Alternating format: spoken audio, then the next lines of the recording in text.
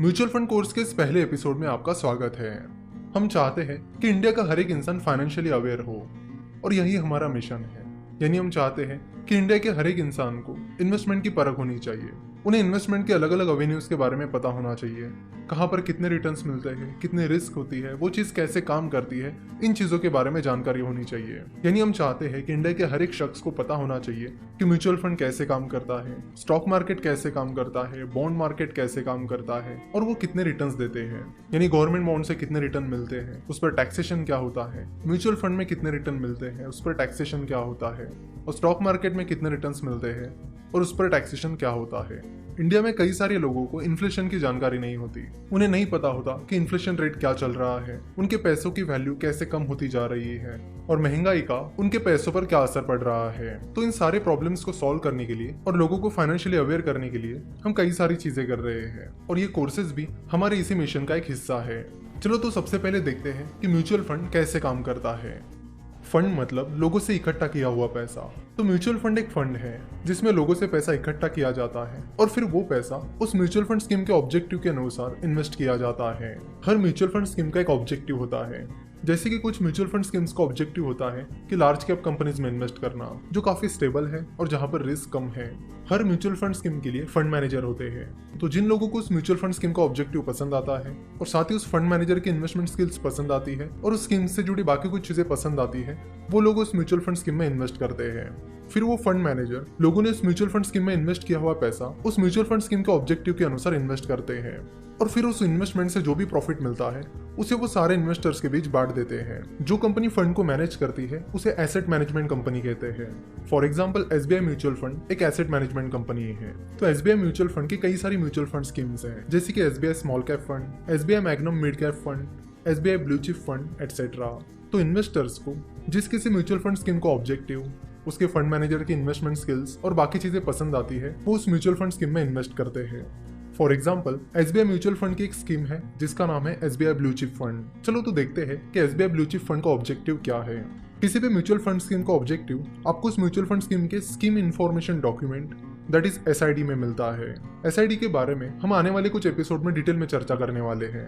तो SBI blue chip fund का objective है to provide investors with opportunities for long-term growth in capital through an active management of investments in a diversified basket of large cap equity stocks। यानी उनका objective है कि अलग अलग sectors की large cap companies में invest करके investors को लॉन्ग टर्म ग्रोथ अपॉर्चुनिटीज देना। तो जिन लोगों को इस म्यूचुअल फंड स्कीम का ऑब्जेक्टिव सही लगता है, इस म्यूचुअल फंड स्कीम की फंड मैनेजर मिस सोहिनी अंदानी की इन्वेस्टमेंट स्किल्स अच्छी लगती है और बाकी चीजें भी सही लगती है, वो लोग इस म्यूचुअल फंड स्कीम में इन्वेस्ट करेंगे।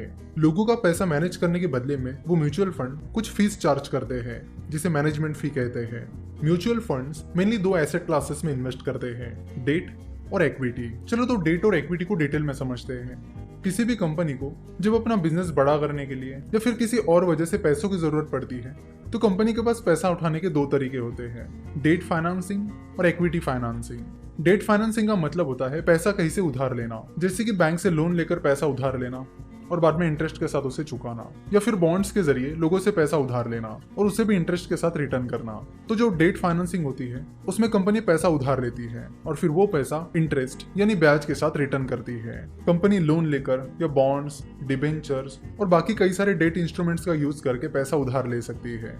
वही इक्विटी फाइनेंसिंग में कंपनी की कुछ हिस्सेदारी बेचकर पैसा उठाया जाता है और फिर जिन लोगों से पैसा उठाया जाता है वो कंपनी के शेयर होल्डर यानी भागीदार बन जाते हैं। तो इक्विटी फाइनेंसिंग के जरिए कंपनी जो पैसा उठाती है वो पैसा कंपनी को रिटर्न नहीं करना होता है और ना ही उस पर इंटरेस्ट पे करना होता है। इक्विटी फाइनेंसिंग में कंपनी को पैसा मिल जाता है और जिन लोगों से कंपनी ने पैसा उठाया है उन्हें कंपनी में भागीदारी मिल जाती है। तो कई बार जब किसी कंपनी को पैसों की जरूरत पड़ती है तो वो कंपनी स्टॉक मार्केट के जरिए लोगों से पैसा उठाती है, यानी इक्विटी फाइनेंसिंग के जरिए पैसा उठाती है और फिर वो कंपनी स्टॉक एक्सचेंज पर लिस्ट हो जाती है। तो जो म्यूचुअल फंड्स, बॉन्ड्स, डिबेंचर्स और बाकी डेट इंस्ट्रूमेंट्स में इन्वेस्ट करते हैं उन्हें डेट म्यूचुअल फंड्स कहा जाता है और जो म्यूचुअल फंड्स स्टॉक एक्सचेंज पर लिस्टेड कंपनीज में इन्वेस्ट करते हैं उन्हें इक्विटी म्यूचुअल फंड कहा जाता है। वैसे डेट म्यूचुअल फंड और इक्विटी म्यूचुअल फंड इनके कई सारे टाइप्स होते हैं जिनके बारे में हम नेक्स्ट एपिसोड में बात करने वाले हैं। तो जिन लोगों को डेट मार्केट में इन्वेस्ट करना है या फिर स्टॉक मार्केट में इन्वेस्ट करना होता है पर उनके पास एक्सपर्टीज नहीं होता तो वो म्यूचुअल फंड में इन्वेस्ट कर सकते हैं। म्यूचुअल फंड के जरिए आप आसानी से स्टॉक मार्केट और डेट मार्केट में इन्वेस्ट कर सकते हो और उसके लिए आपके पास स्टॉक मार्केट इन्वेस्टमेंट की या डेट मार्केट इन्वेस्टमेंट की एक्सपर्टीज होने की भी जरूरत नहीं होती, क्योंकि म्यूचुअल फंड में आपका पैसा फंड मैनेजर मैनेज करता है जिसके पास इन्वेस्टमेंट का एक्सपर्टीज होता है। सो अगर आप म्यूचुअल फंड में इन्वेस्ट करते हो तो उस म्यूचुअल फंड को कौन सी कंपनी में इन्वेस्ट करना है, ये सब इंपॉर्टेंट डिसीजंस वो फंड मैनेजर लेता है। तो म्यूचुअल फंड में एक्सपर्ट फंड मैनेजर आपका पैसा मैनेज करते हैं और आपके इन्वेस्टमेंट से रिलेटेड सारी डिसीजंस वही लेते हैं। इसलिए म्यूचुअल फंड बिगिनर के लिए एक बहुत अच्छा प्लेटफॉर्म माना जाता है, क्योंकि जो लोग इन्वेस्टमेंट की फील्ड में नए होते हैं तो उनके लिए इन्वेस्टमेंट करने के लिए म्यूचुअल फंड एक बेस्ट प्लेटफॉर्म बन गया है। जब आप किसी इक्विटी म्यूचुअल फंड में इन्वेस्ट करते हो तो आपका पैसा स्टॉक एक्सचेंज पर लिस्टेड किसी कंपनी में इन्वेस्ट किया जाएगा, और फिर वो पैसा कौन सी कंपनी में इन्वेस्ट किया जाएगा, उसके लिए क्या एनालिसिस करना होता है, ये सारी चीजें उस म्यूचुअल फंड स्कीम का फंड मैनेजर देख लेता है। जनरली किसी भी म्यूचुअल फंड स्कीम के 1 या 2 फंड मैनेजर्स होते हैं। म्यूचुअल फंड्स ने एक बहुत बड़ी प्रॉब्लम सॉल्व कर दी है, और वो है इन्वेस्टमेंट कॉम्प्लेक्सिटी की। पहले अगर किसी को स्टॉक मार्केट में इन्वेस्ट करना होता था तो उन्हें पहले स्टॉक मार्केट में एक्सपर्टीज हासिल करना होता था, देन बाकी कई सारी चीजों का एनालिसिस करके कंपनीज ढूंढनी पड़ती थी। कई सारे लोग ऐसे थे कि जो स्टॉक मार्केट में इन्वेस्ट तो करना चाहते थे, पर स्टॉक मार्केट इन्वेस्टमेंट में एक्सपर्टीज हासिल करने के लिए उनके पास टाइम नहीं था, या फिर वो इंटरेस्टेड नहीं थे, पर वो इन्वेस्टमेंट जरूर करना चाहते थे। तो ऐसे लोगों के लिए म्यूचुअल फंड एक बहुत अच्छा तरीका बन गया है। सेम थिंग डेट मार्केट के बारे में भी लागू होती है।